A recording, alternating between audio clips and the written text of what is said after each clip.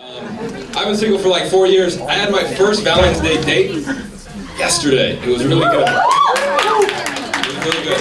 So it was a double date actually. We went out with a couple of my friends. It was Richard Davison and Keiko, really good friends of mine. And my date was actually Isaac Suh. He's my roommate. It was really cool. I even got lucky. He kissed me on the cheek. We got half off our Qdoba meal. Best Valentine's Day ever. In fact, when I got back, I checked my Facebook. Apparently, like high school, they take it pretty seriously for Valentine's Day. There was a picture, high school juniors. Apparently, this guy proposed to his girlfriend in high school as a junior. And it was like, this was what he wrote at the bottom caption. Only took me 4 weeks to know. So apparently they'd been dating for 4 weeks. And like, what I wanted to caption was more like, how to ruin your life 101. So, anyways, whether your Valentine's Day was good, bad, let's kind of turn around the weekend if it sucked. This will be a lot of fun. But this could just be a little extra. So, I'd like to, first of all, shout out to a few people that definitely helped today. First was Cody Wales. Let's give Cody a big round of applause. Really quickly, if you weren't here at the first nest, you probably don't know how to clap right. Okay, so I'm going to teach you guys how to clap really fast. It's going to be quick, just so you know. When we're giving people recognition here, they're working hard, they're doing a good job. We want to give them a proper congratulations. Okay, so I want you guys to act. When I say, hey, let's give this person a round of applause, I want you to act like you're on Jerry Springer and you just found out you're not the daddy. All right? That's how I want you. So we're going to practice. Okay, we're going to practice. And when I say you're not the father, okay, I want you guys to go crazy. You can stand on chairs, clap, okay, but we got to practice, and then that'll set the tone. So every time we give someone a round of applause, you know how to applaud. So, John, you are not the father.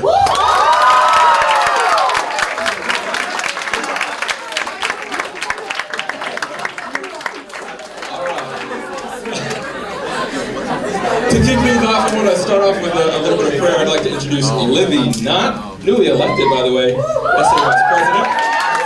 She's going to start things off for us. Bow your heads for prayer with me. Father, we are here tonight, performer and patron, overwhelmingly grateful for this amazing, wondrous gift you've given us that we call talent. Some are prodigies and some are practiced, but all here can take no more credit for what is displayed than we can for the color of our eyes, because even in this we are fearfully and wonderfully made, and we are so grateful. And so God, I just pray that tonight, here at this venue, you would be worshipped because of the way that we are using the gifts you gave us to better the world. Thank you so much, Father. We love you. Amen. All right, let's kick things off for us. First act. This is actually also the event organizer, and that's Simone Withers, and she's going to be accompanied by a good friend of mine, JJ, President, El Presidente. If we could give them a nice Jerry Springer round of applause.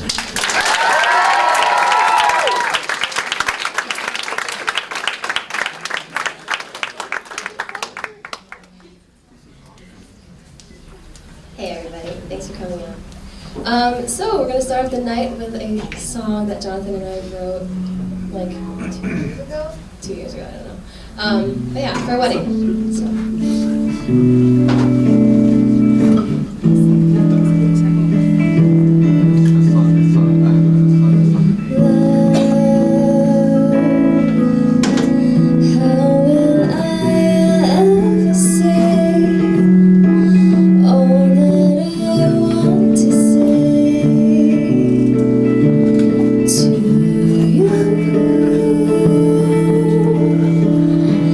I know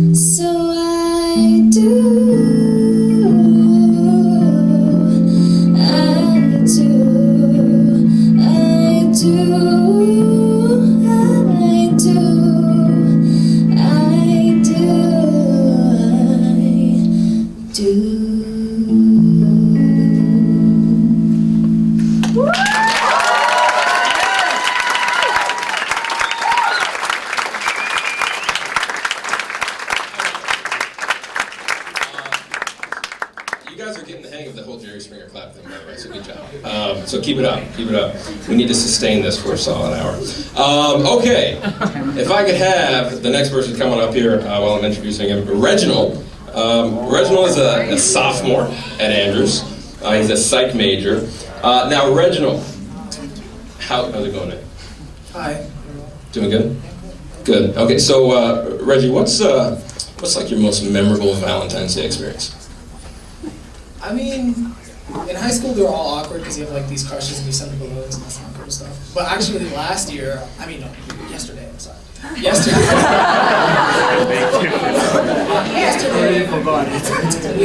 me and a couple friends, we actually had this thing called Galentine's Day, right? So it's like we're all single.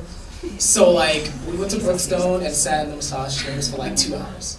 That's and what then went to like the Vietnamese like place after. So it was, I guess it's not funny, but it's like that's the only one I can remember. That's by far, like, that blows my Valentine's Days out of the water. Very well. So if we could kick things off here, Reggie is going to be reading a poem. So let's give him a round of applause.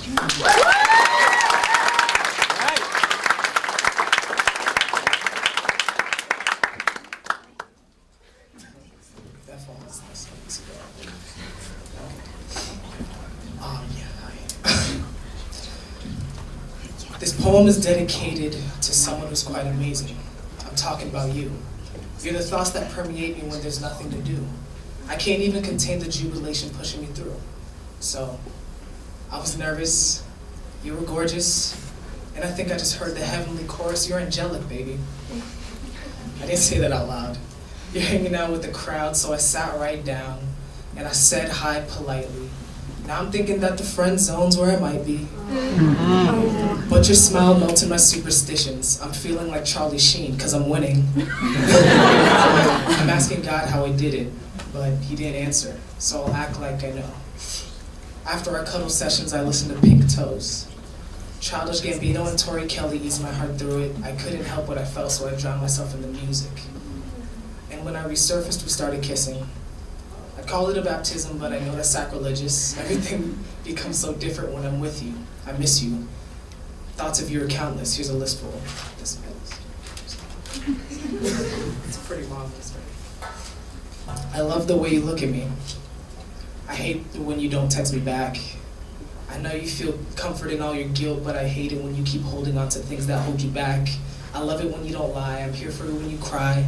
Believe me when I say that you're beauty personified. You can't see it in my eyes, but please try to understand how painful it is for me to see you torture yourself. Like she says stuff like, I'm not pretty, I'm not worth it, you should find someone else. I get angry every time. I only go for the best, but you reduce yourself to things that can be sold on the shelf. Society's objectification of women makes me relentless. I hold you while plotting all the ways I'll enact all my vengeance. But when I look in your eyes, it's kamikaze with my lips crashing into yours. And is it too soon to say that I'm yours? Jason Mraz did it. The sense of you takes me away. I guess I'm tripping, but these are my true emotions, and the depths of which I care for you couldn't be spoken. I treasure you, all in one piece. The one regret I have is that this poem didn't sound deep. Thank you.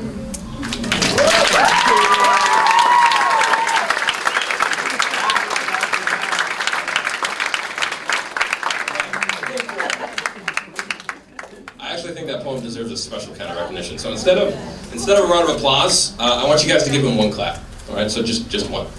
On three. 1, 2, 3. That was surprisingly good.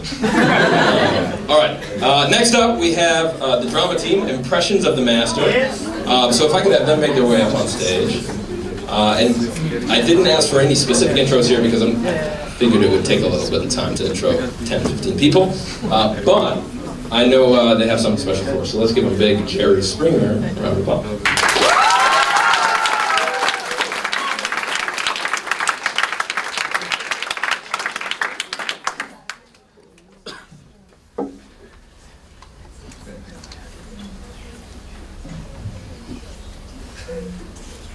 Hi, we're the Impressions of the Master troupe, and we would like to introduce ourselves. I'm Mercedes. I'm Chris. I'm Richard. I'm Jenna. I'm Lucero. I'm Leslie, and tonight we have a skit for you guys. It's called Facade.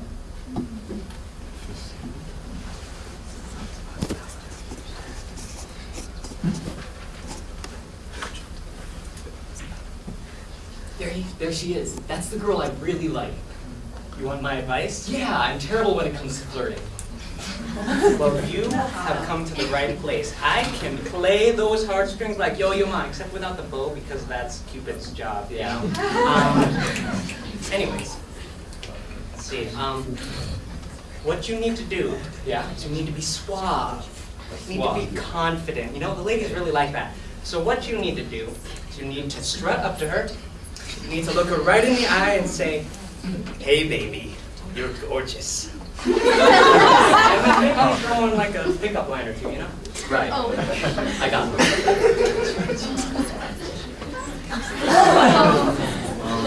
Hey, gorgeous, you're a baby. I'm baby. Wait, no, I meant, are you tired? No. Because you've been running through my head all evening. Wait, are you not tired? No, sorry. Oh. I know, let's count shoulders. 1, 2, 3. My guess is about 100. Do you want to go check for yourself? Oh.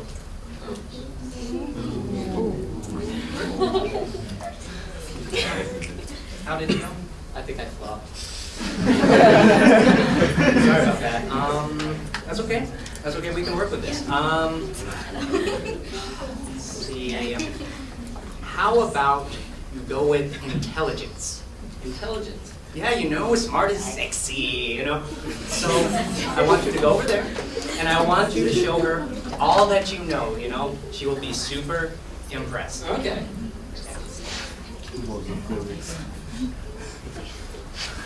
You know what this scene reminds me of?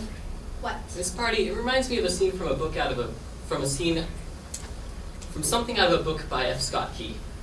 Who? Yeah, the guy who wrote The Great Gatsby. You mean F. Scott Fitzgerald? Not Francis Scott Key? No. Oh. You're pretty smart. You know, I've been waiting light years to meet someone like you.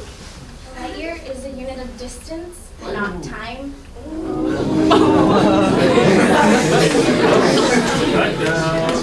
It's the distance time travels in a year. Oh, right. I knew that. I forgot that. I can't pass off as intelligent. She knows too much. It's fine. It's fine. We can work with this. How about now instead of using brains, you use brawn. Brawn, you know, like strength, toughness. You know, show her that you can handle anything. Like I can catch a grenade for her? Goodness, no. But you could take a bullet, you know, I hear people survive those every once in a while. Yeah. Anyways, go. Okay.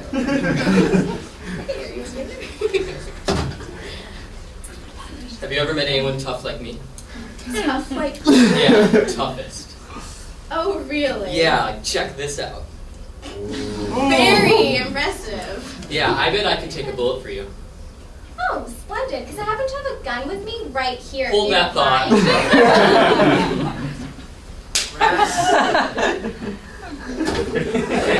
Burn.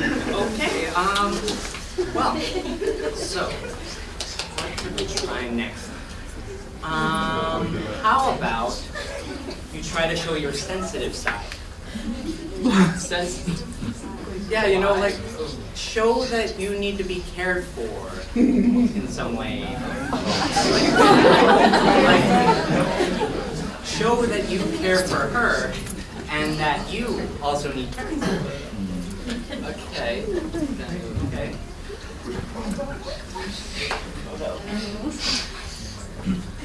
You okay? Yeah, why? I don't know, you just seem like you might be kind of down. Like, I know what it's like, you know, feeling alone in a crowd. Are you afraid of being alone? A bit. And I'm afraid of the dark. Of spiders. Of crowds. And of heights and of open spaces and of staplers and turtlenecks and prime numbers and the inevitability. Are you okay? No, I need special care.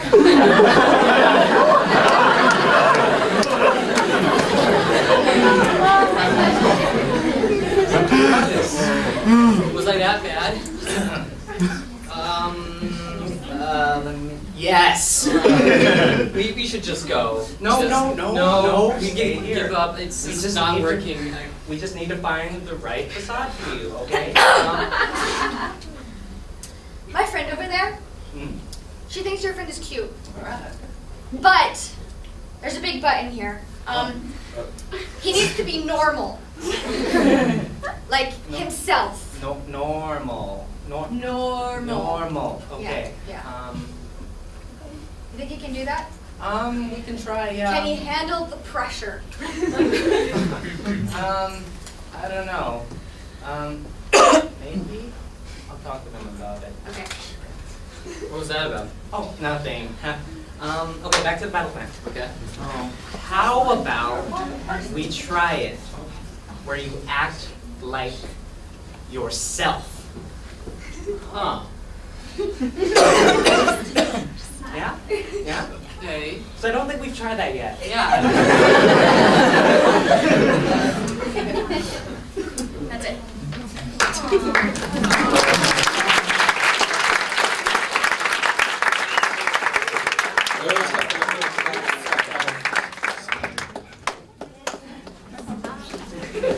Don't laugh either. Okay, would they need 2 claps on 3? Okay. 1. You guys aren't ready. You're not ready. I can hear talking. That's not okay. 1, 2, 3. That was really bad. 1, 2, 3. That's better. Let's try like 2 claps and a stomp this time. I'm not going to do it. All right. So next up on the program we have Mavis. If I can have Mavis come up and join me here. Mavis is going to be performing today. She's a seminary student, a graduate student. So she's going to be performing with Stephen accompanying her. No? Okay, never mind. She's just going to be performing by herself, which is even better. He's horrible. It's actually true.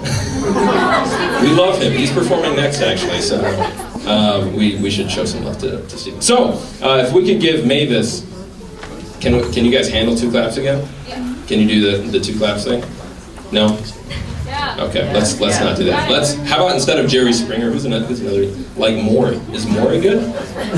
Let's do Maury. Maury is better than, let's get like a 1 to 10. Actually, let's not do a 1 to 10. Let's get an 86 to 92. All right, that scale. 86 to 92, Jerry Springer. Just shout it out. Shout it out. 86 to 92, on a scale of 86 to 92, how much better is Jerry Springer than Maury? 0. 0 wasn't on the scale. If I'm going to get audience participation, you have to listen. Okay. This is horrible. Mavis.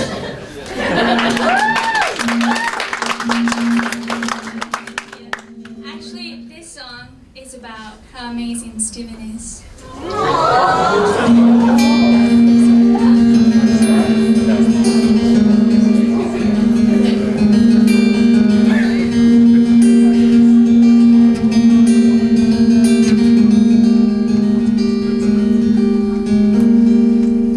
I came to your fountain to drink up some love, and I washed my face.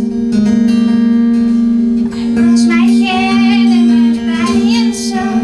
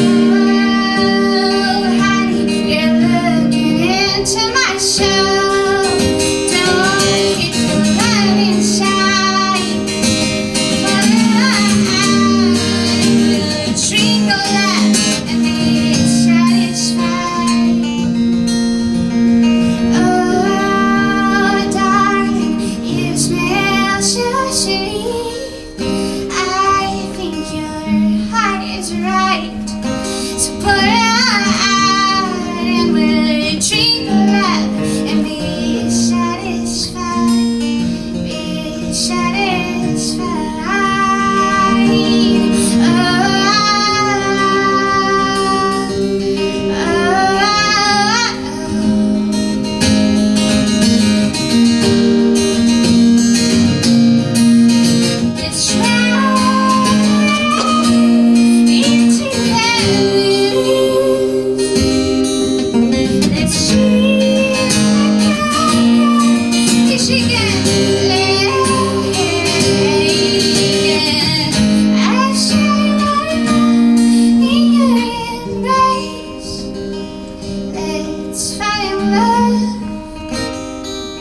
Let's no longer love. Let's be on each other's minds when the day is done. Honey, you're looking into my soul. Don't keep the love inside. Pour it out, drink the love and be satisfied.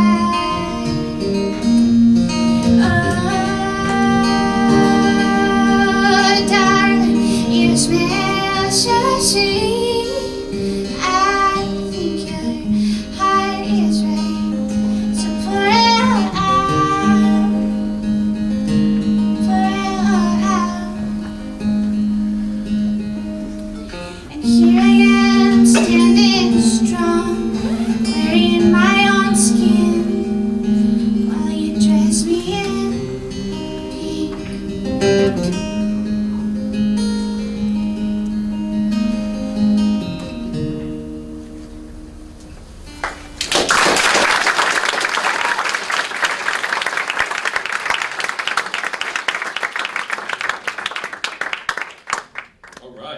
Thank you, Mavis. So, man, I love love songs. Just reminds me of how single I am. Okay, next up is Mr. Stephen Mann. I know I just said he sucks, but honestly, truly, he sucks. No, he's awesome. I actually first met Stephen when he came over to my house, and that's when I think him and Mavis first started talking. That's absolutely right. Oh, man. You're welcome. So if we could give Stephen a big round of applause. Hello, everybody. So our love sort of started at the last nest, and that's why it's really cool to be culminating here, to experience love and each other bathed in the art renaissance, as someone put it. So, I visited Mavis's family this winter in Texas, and she is from Chile, and in Chile they speak Spanish. So the title of this poem is called Mi Vida, and that stands for my life. Oh dearest one, my love of loves, how can I express the love and joy that bursts through my chest when I see you? What envy the men who stare must have for a beauty 1,000 times greater than what they have seen before, and a love so fiery that it melts their hearts and mine to liquid. A toast, yes, a toast to the fair maiden they call Mavis, a lady of beauty so rare that the great mountains tremble and cower in her presence, that birds sing of her pulchritude from the treetops of foreign lands, and men and women, young and old, blush in her presence. A toast to the girl I am honored to call Mi Vida. What great fortune did I inherit to be graced with the presence of such a jewel? How dear to my heart and close to my soul. How you enrapture my senses and complete my whole. How you do this is beyond my comprehension. For 20 years I waited, and yet I did not find the one who gives me peace at night, the one who makes it worth the fight, the one who I call Mi Vida. You are a fiery lion and strong. You stand for the weak and empower the suppressed, until they become large and champion the fight. Until then, my fair maiden, you do what is right, and show them the love that you give me. Your hand is a wand that your fey powers ignite, to lead all the hopeless through dark paths, and oppose the wretched lost souls that don't know, that love's the answer, as we both do know. 'Tis the reason to call you Mi Vida. We now walk from the desert into the great forest. Great trees and luscious flowers decorate our path. Barefoot on the soft moss we travel, hand in hand. and sit on the giant pink mushroom to rest when I look into your eyes. Those dark brown eyes that glisten in the sun, and call me to you from the furthest depths of infinity, and give me a feeling of my love, revealing that you are more than just a woman, you are a queen, Evita. As I look into your eyes, the forest begins to sing, and the valleys surrounding roar with adoration for their queen, all as if in a trance, like myself, singing the chords of your beauty, for you are the brightest star in the sky, the shiniest jewel in the rock. Still with your hand in mine holding you, still staring into your deep brown eyes, still in awe of your loveliness, and still with you as I will forever be. I press my lips against yours because you are my vida. The kiss, prolonged by our wish to continue, is followed by the journey in our soul to the pinkest house that has ever existed, where we will raise a family and turn that pink house into a pink home. And when we stand together staring out the window, as we begin to walk down the great path towards the bright void, I hold you in my arms and I am not afraid, for you are my partner, my foundation, my hope, my dreams, my love, and always, Evita.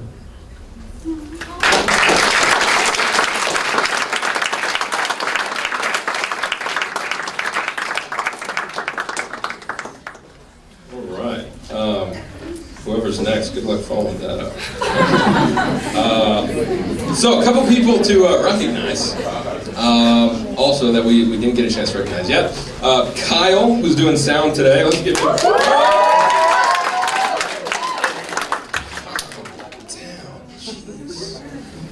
One clap. 1, 2, 3. Okay. Also, Mrs. Withers, is Mrs. Withers in the house? Wait, see?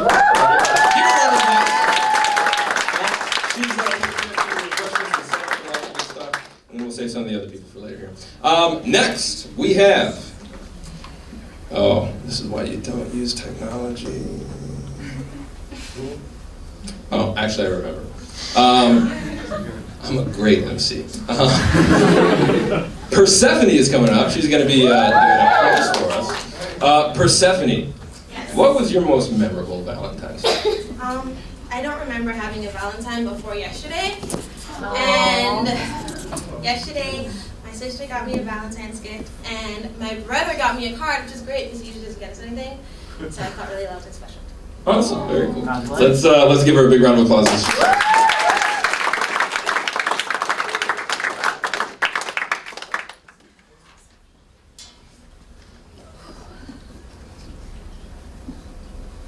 One, when your name pops up on my phone, it feels like I've swallowed a million butterflies, but halfway down they turn into fireworks, and sometimes I have to wrap myself around a pillow, teddy bear, backpack, so I don't explode from happiness. 2, when I enter a room, any room, I automatically scan for you. And when I see you, it feels like someone has made a marionette of 43 muscles in my face, and I can't control my smile. But when you're not here, disappointment tastes like cough syrup. Gross, because I miss your face. And sickly sweet, because at least you don't have to see me like this. 3, when you said what you found attractive, I broke my cardinal rule and compared myself to the girls you liked in the past. You said you liked long hair, and I felt my hand slowly creep up to the stubble at the back of my head. You said you liked no makeup, and I regretted the 17 minutes it took for me to turn my canvas into a work of art. You said you liked curve, and I gave up. I gave up because I'm a banana, and your ex was a pear. 4, people have been calling me the same combination of 11 letters and 4 syllables for 22 years. But you play cops and robbers with my respiratory system.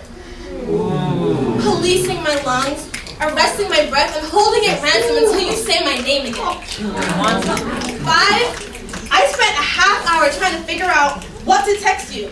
So you know that I'm interested. I'm thinking about you. You're on my mind.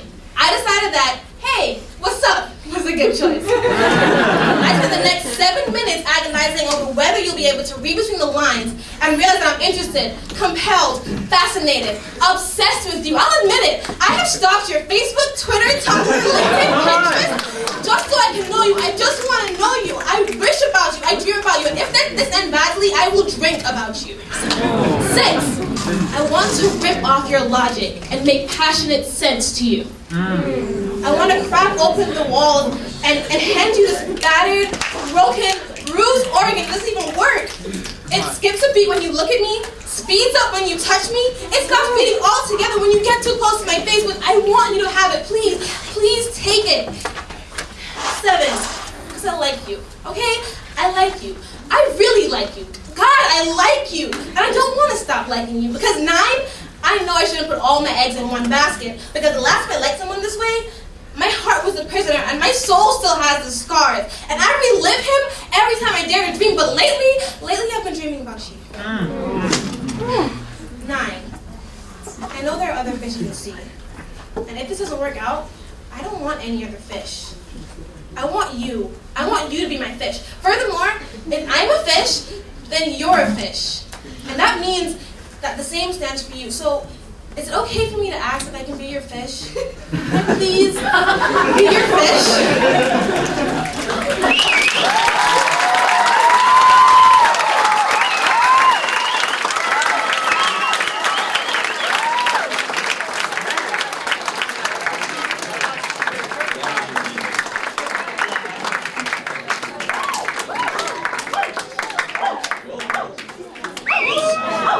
It's weird because all these love songs and poems and prose, is that the plural? And like, I'm thinking, man, I feel the exact same way about food.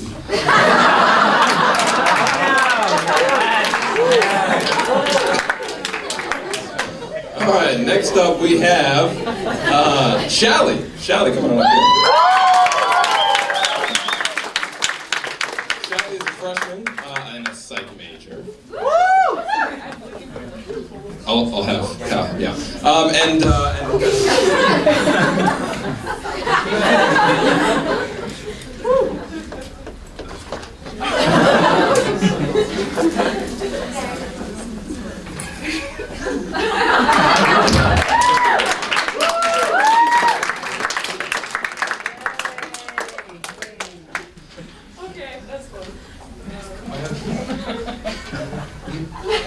Are we good? Did I do something on the way out? Just walked away. Oh, that was... Give Shally a round of applause.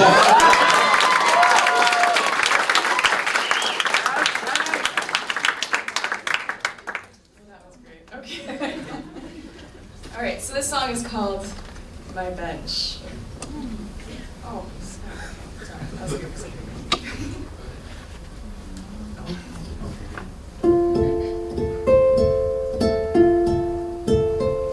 I sit here on this bench with my ukulele in hand, just waiting for someone to come and finish my song. Now don't get me wrong,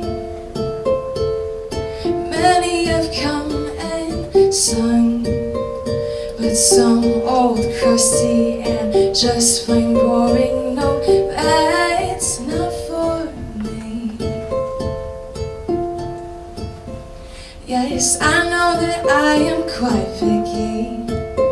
I mean, who wouldn't want someone boring so I could fall asleep to their monotonous toning?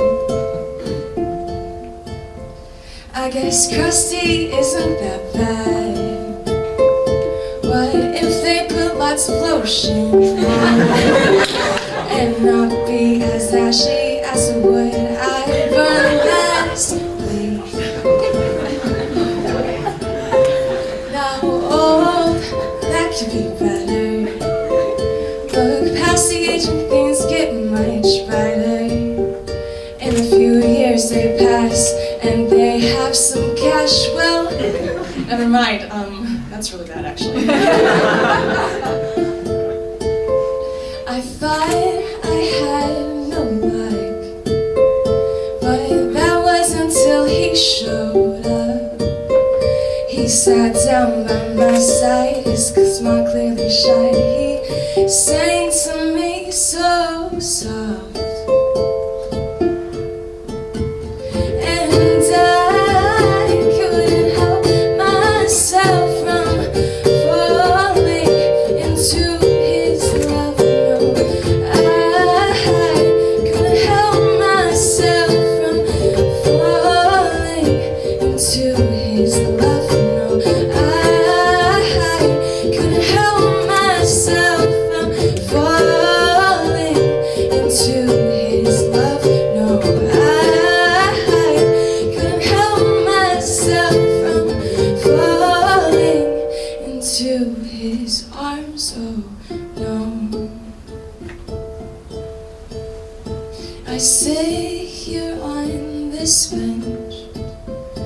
with his hand in my hand, just singing along to our favorite song. Oh yes, this is love.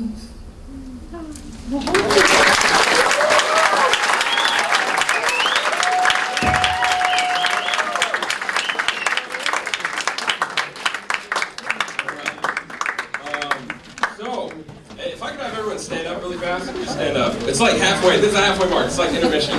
Except we're not going to have an intermission. So don't go anywhere. Just stand up, right? Stretch it out. Okay, here's what I want you to do. I want you to put your right arm, just right arm, in the air. And then turn around to the back of the room. Turn around to the back of the room. And with your tongue out, make sure your tongue like this, okay? Tongue out, and look to the ceiling. I just want to see if you guys would actually learn.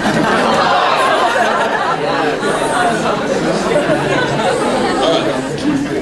Someone bet me that I couldn't make you guys look dumb like the entire room. I thought it was pretty funny. So, by the way, in case you have any questions or feedback for us or anything like that, like if you don't like the MC or think it's weird or something like that, so there's going to be paper and pen in the back of the room. You can grab something, write it down. And then there's going to be this box. It's called the trash can. Okay.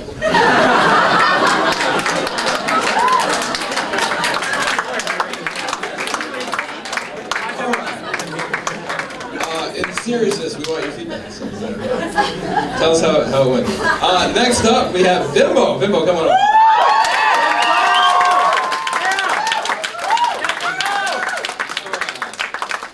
Vimo's an education major, senior, right? You're graduating this year? Yes, I am. Shout out to graduation. What up? And do you have senioritis? No, not really. No I'm teaching senioritis. children. God bless. No, I'm teaching children. She's doing something meaningful. What's your most memorable Valentine's Day? Yesterday. So, well, actually more like Thursday night. I baked a bunch of cupcakes and stuffed a little Valentines I found on Pinterest and gave my kids Smarties and pencils. So I had 26 Valentines by default. I kind of forced them to me by Valentines. Nice. But actually, quick question. Ladies, do you like it when men know how to bake and cook? Yes! I can bake. Give it up.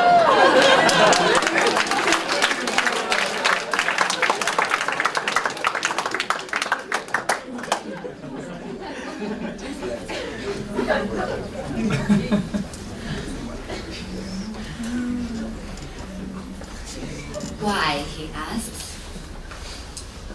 Why do you love me, he wonders. The ground beneath us, the heavens above us, the space between us, our hearts within us beating in agreeable parallel patterns. The ground is still beneath us, right? All I know is that I do. I love you. I love you with no definite beginning and no foreseeable end. And when I get to the corner of my love wraps around and repeats again. I love your toes. Mostly because I used to think I had the cutest toes that I had ever seen in the whole entire world until I saw yours. And though it's what's on the inside that truly matters, I do know that seeing your beautiful toes gave me hope that our future unborn children would have beautiful toes too. And your ears. The depth that they hear, the way they stay open, long after I've gone silent. You remain, listening to my temperature. You hear the icy cool of my shadowy loneliness and neediness, and you perceive the soothing warmth of my confidence rising, and you are moved by the scorching, sweltering heat of my unstoppable passion. You remain listening. You remain. You remain in my heart. You stay in my heart. My heart, you've got it. You definitely caught it. You didn't steal my heart because you're a little too polite for that, but you did ask me for it over and over again, not deterred by my not-so-quiet stubbornness and being difficult, even though my attraction to you has always been quite apparent. And speaking of persistence, you don't stop. You Don't stop caring whether or not I'm really okay, like really okay, like not just telling you that I'm okay because I seem like I want you to stop asking, but really I'm secretly hoping that you keep on asking and keep on seeing if I'm actually okay, like that kind of really okay. You're persistent and you don't stop and won't stop caring, and I love that about you. Here. Let me try to explain once more. I have the kind of love for you that makes me want to give you every single black olive off of every pizza I get to eat for the rest of my life. And I really do love me some black olives. So that's huge. But really, I'm just kind of beating around the bush here. Why? Why do I love you? Is it because you're still the first and only person I want to see after I've just finished running 3 miles and I'm all sweaty, and me wanting to tell you exactly how I'm going to improve and keep improving very, very slowly, and you emboldening me and uplifting me in an instant with your sincere smile that literally gives me life when every bone in my body aches. Is it because I'm tickled at the thought that someday I'll get to wake up next to you each and every morning, even if you end up having the worst morning breath ever? I'm excited because the deep lines of compassion that etch and outline every corner and curve and ridge and valley and slant of your face are still my favorite contours in the universe to gaze upon. Or is it because I am the very best version of myself around you? I am compelled to do so much better. I am convicted to want so much more. I am convinced that I am capable, and I understand why I was born. I am inspired to reach so much higher. I am impelled to keep moving forward. I am touched to help those around me, and my life suddenly has order. I am confidently secure. I am entirely alive, and I thrive, and I thrive, and I thrive. Oh, the reason that I love you. I don't know. I guess love awakens love. The ground beneath us, the heavens above us, the space between us, our hearts within us, beating in agreeable parallel pattern. The ground is still beneath us, right? Now I'm sure that this is true. I love you beyond reason. I love you.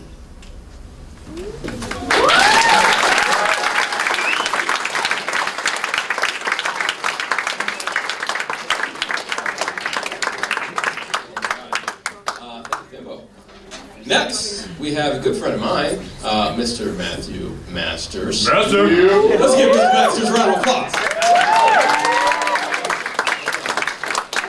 wasn't sure if I felt that. That was like he may or may not be the father. That.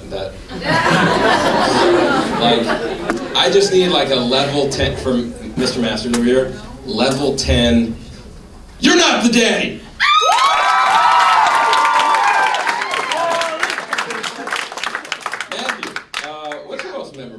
Valentine's Day experience. The most memorable one happened last Thursday night. I cooked dinner for my girlfriend. I just realized why everyone is saying the most recent one. Because if you're in a relationship, it has to be. So I'm not going to ask that question anymore. Awesome though. Let's give Matt just one clap to start off. One clap. One speech. That was on mine. That was my bad. I'll take the blame. 3, 2, 1. Better. So I get this mic. Hello. Okay, so the song I'm going to do was written about a month and a half ago.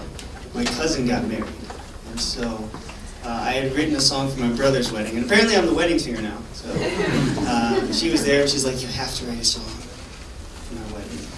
And I was like, "Okay, well, tell me how you got engaged." So she told me this story, and they both are from New England, so they're used to cold weather. And her husband, now husband, is a hockey player, and so they loved ice skating together. So the way he asked her to marry him was they went on a date to the Rockefeller Center, New York, in the skating area, and then in the middle of skating, he just kind of acted like he was going down to tie a skate and proposed to her. And so from then, skating has been their thing. So I wrote this song kind of based off of that idea, but it's also kind of based on the idea that when we're kids, like, you know how when you have a crush on someone, it's like the purest type of crush? It's like, oh man, I like this girl because she doesn't smell bad. Or just, I like this person because she likes a lot of things I like, and so I feel like we can be better than friends, though I don't know what that means. So the first part of this song is kind of like the love of a child, and then I think you'll get this one.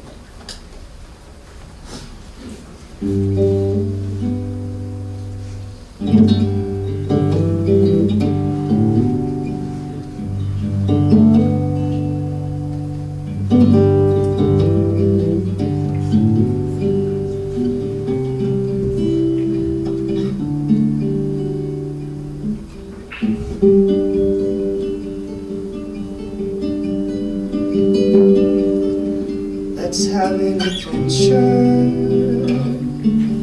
you and I.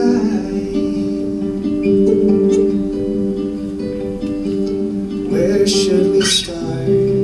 Let's build a snowman, make him 30 stories high. We'll find a hill, then sled down it at least 1,000 times. You and I.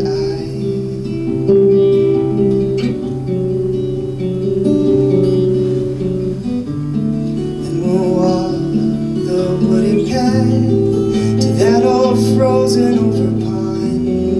I've got some skates for you to try. You can take my hand, but don't be scared. It won't be hard, I'll be right there to catch you every single time. Then I'll walk you back home when the daylight starts to die. Your mom and dad will be so proud when you're safely back inside. And you should know that even though I'll say goodbye, I'd go skating with you anytime.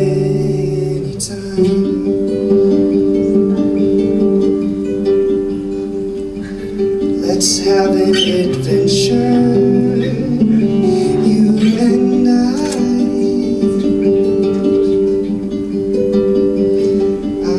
know exactly where to start. There is no doubt inside my mind. I've got a plan, just say yes. We'll be the happiest of lives, you and I.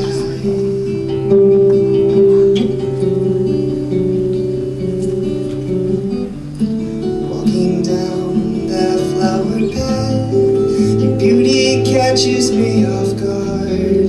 Your daddy proudly by your side. You can take my hand, don't be afraid. I've got you each and every day. You are my love, my all, my pride. Then we'll walk to our home when the daylight starts to die. Mom and Dad, be so proud when you're safely by my side.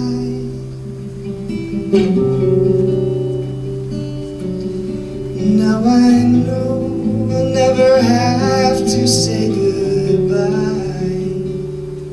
and I'll go skating with you anytime.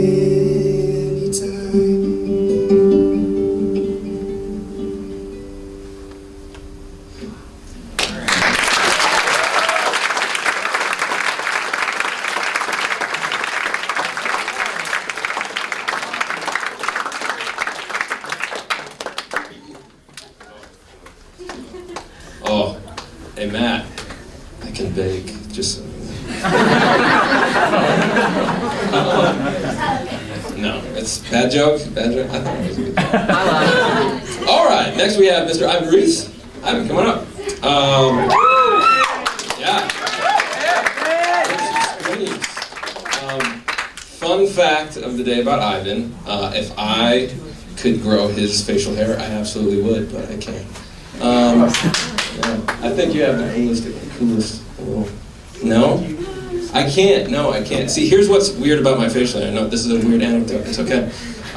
So, like, my facial hair, you guys don't care. Okay, Ivan.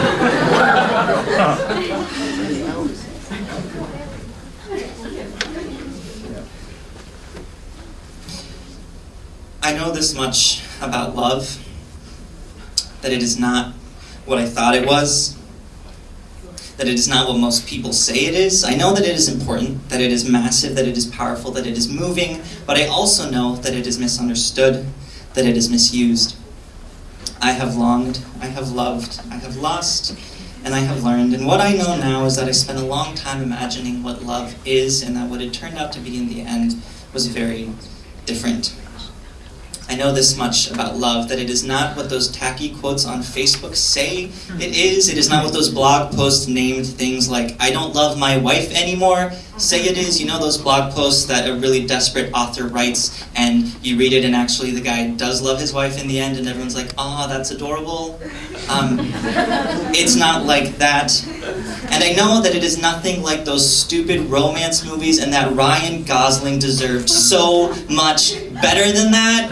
And who are you to treat him that way and think that you can come back to him after all those years and there will be swans and it will be raining and you will kiss him? You don't deserve that. That is Ryan Gosling. He is beautiful. How dare you?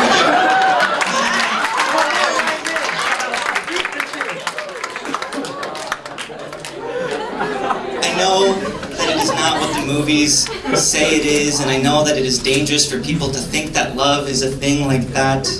I know that much about love. And I know that most of the love songs you hear on the radio aren't actually about love.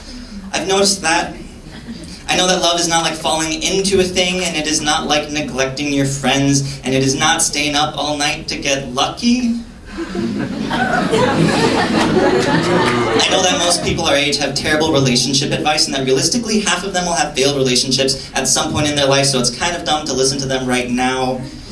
I know that we have somehow been tricked into thinking that it is best to be uneducated about love, and that we should just wander around and hope that something good happens, and that maybe that one girl that we picked out of the 10 that we know that maybe would be interested, that isn't necessarily the best way to go about doing things. I know that the superficiality of attraction compounded with how little any of us actually know about love is a disaster waiting to happen, a disaster I've once lived and I'm still trying to forgive myself for. And that thing, that fake plastic volatile mess you and I both had, that wasn't love. And that cheap, gross, warm, fuzzy, sentimental thing that a lot of you this time of year are bitter that you don't have, that's not love either. Love is, I think, something more like deciding. Something more like devotion. Something more like being yoked to a nice friend ox and doing work together every day, forever. It is something like picking up the kids after school when you would much rather read a book. It is like washing dishes together. It's like folding laundry, getting groceries, and doing other boring things every day, forever, and being happy. I know that love is monotonous and beautiful. I know this much about love, that it is simple, that it is difficult, because love is a thing you make and not something that falls into your lap.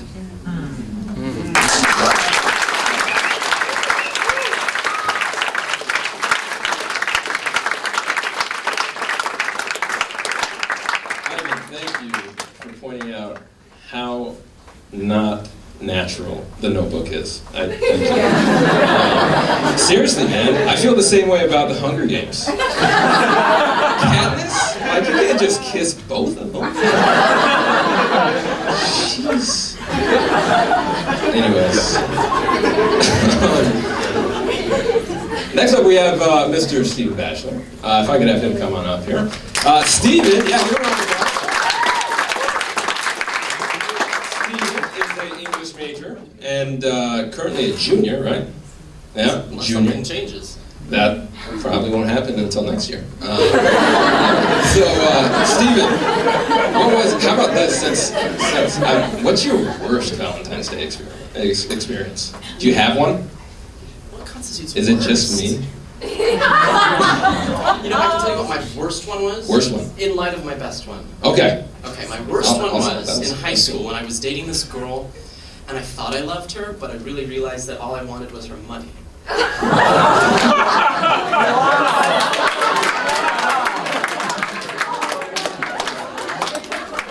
I think that was the dream I had Valentine's Day night. Okay. No, wait. Okay.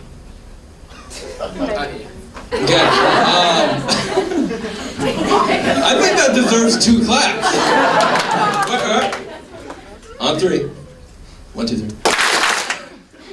You're My good. best Valentine's Day was when a girl came to me and said, "Happy Singles Awareness Day." And the light shone, the music played, and I realized, yes, this is the best day ever. Wait, did she break up? Is that what you're saying? She broke up? Yeah.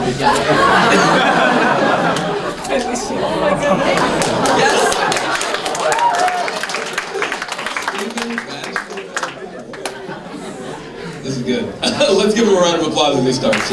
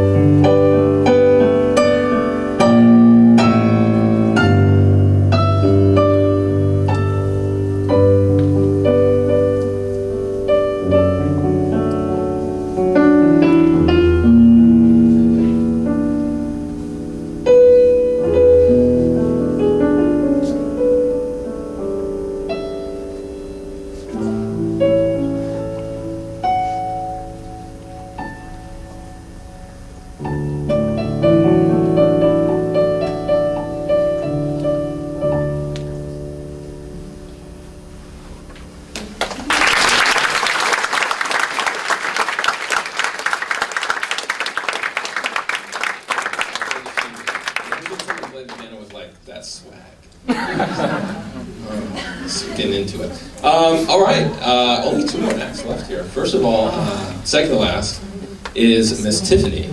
Every? Am I getting that? Tiffany, if you could come.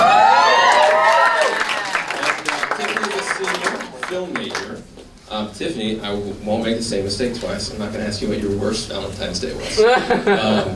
But one thing that I think Tiffany definitely deserves is like, I think 1.5 claps. So here's what a half a clap is. It's a snap, okay? So a half a clap, it's a snap because it's like you're clapping your fingers. You guys get it? Got it. Okay, 1.5 claps on 7. On 3. 1, 2, 3. That was surprisingly good. How about a real round? I don't think we've given a Jerry Springer round of applause recently, so let's give Tiffany a real round of applause.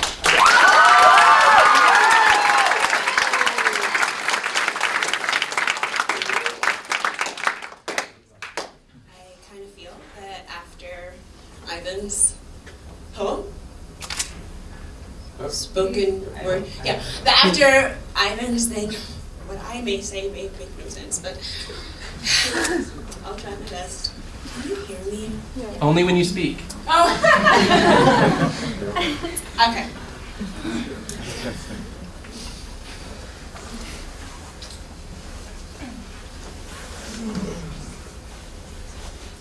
I have no more poems to share about love lost and love gained, about love lost and love never seen. They've all grown quite cliche for me. The same tired song about the mere disparaging disparity between 2 hearts who will never come together as one. You see, I've never been in love, so I can only speak of the unrequited.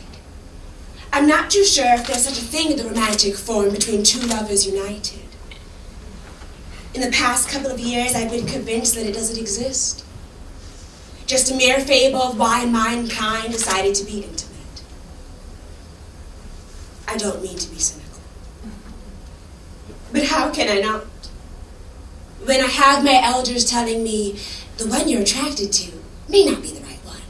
Or, just settle for a nice man. It's constantly replaying in my head. Just choose a nice man.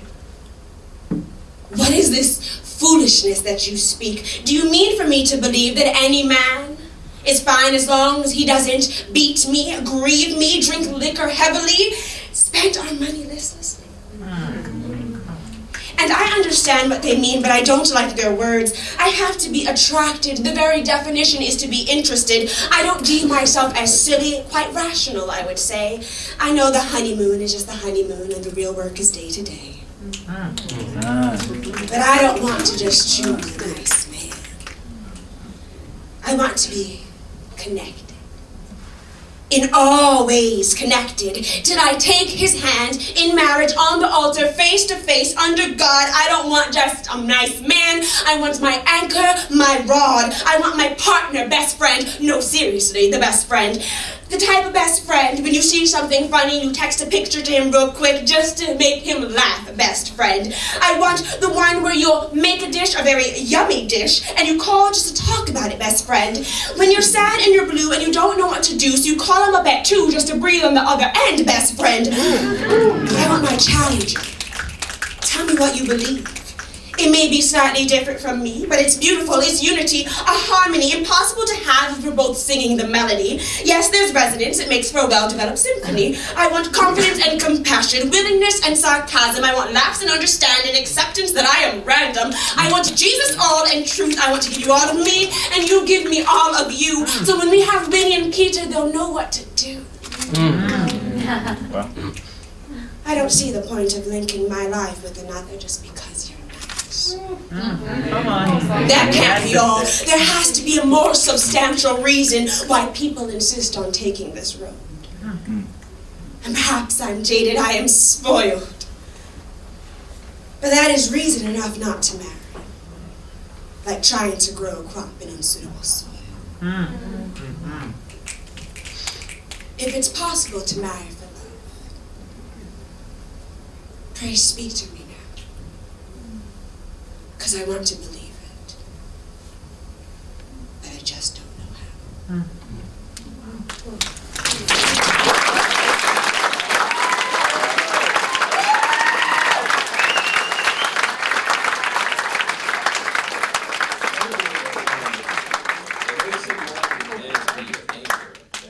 I'm like really heavy. I don't know what the weight requirement is. All right, last but not least, to finish things up for us tonight is Mr. Scott. Come on. And guys, Scott's going to be our last performer tonight, so I think he needs an extra special round of applause as he begins.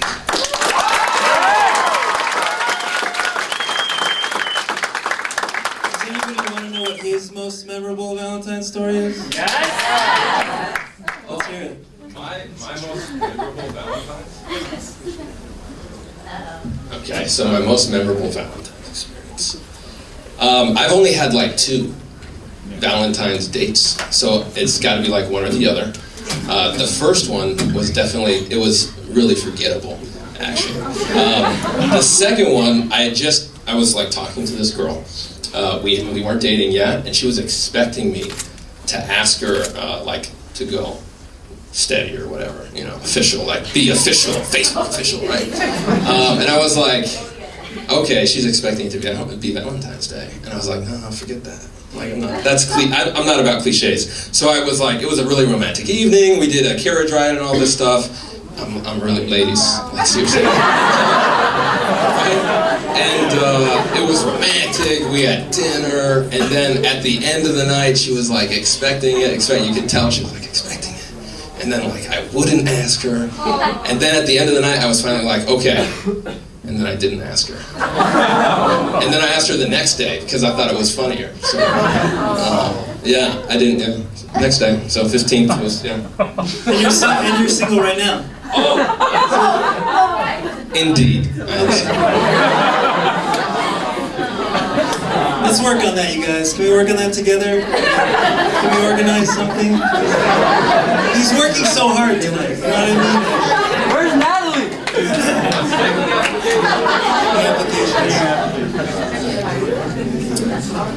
I feel like maybe a sub-theme of tonight is, beyond talking about love, it's kind of asking the question, what do I need to do to get you to love me? Do you guys feel like you put time and effort into that question? Well, it's related to, when you turn in an assignment to the teacher, it's kind of the same question. What do I need to do to get you to love me?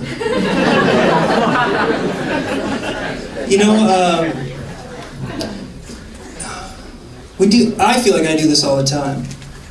I feel like it's part of my humanity. The belief that I can do something in order to earn somebody's love and favor. Yeah, because it really is like a payment. It's how can I pay you to give me attention, right? How can I demonstrate through my behavior that I deserve love? And we do that to God, I think, all the time. But my goal is not to try to earn something from you. Tonight, I don't want to pay you anything to get you to love me. Love you, Scott. Thank you. Wow, that's great. But I want to give you a gift, and that's kind of my answer to this question. Actually, no, I try to avoid that question now. I just want to give you something. And I feel like, man, that's the way. If ever somebody's going to love you back, it's because you've given them love first, and it doesn't, that unconditional thing. You know what I mean? It's that, like, hey, you can do whatever you want with this. So my gift tonight to you is kind of a dumb song about a car. And this is called the Civic Song.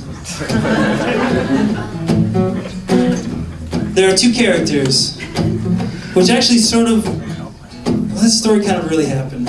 I worked at Camp Colloquial one summer, and there were 2 people that sort of liked each other. The guy had a Civic. This is not how my friend and I wrote the song, it just kind of happened. You'll see by the end what happened and whether or not she really likes him. That's your job, is to figure out. if she really likes him.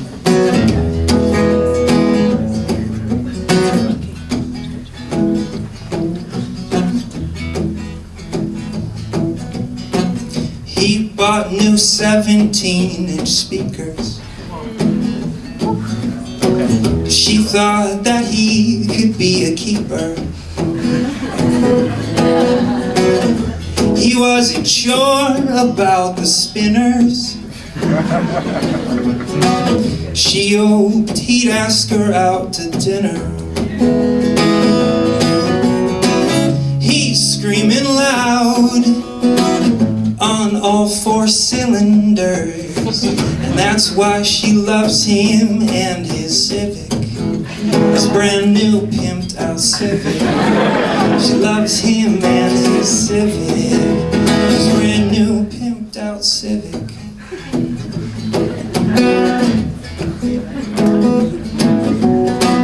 He had it lowered several inches, really low. She liked the way he wore his britches, really low. His new muffler sounded macho. She even thought that it had turbo. Excess is beauty on the way to Street Race City. That's why she loves him and his Civic, his brand new pimped out Civic. She loves him and his Civic, his brand new pimped out Civic.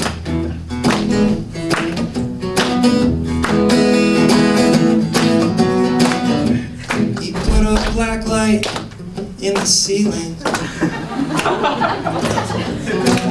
Those tricked out seatbelts sent her reeling. He stuck a spoiler on the rear end. Now they go racing on the weekends. Should he ever drive 600 miles an hour, he's guaranteed to have good traction. What's her reaction? Full-blown attraction. But he lost traction in the rain one fateful day. Now his new Civic's down the drain. Now he's got leather seats and cruise control. It was his grandpa's, but you never know. Was it the car that drove their love so far? Because now she loves him and his Buick, his grandpa's rusty Buick. She loves him and his Buick, his grandpa's rusty Buick.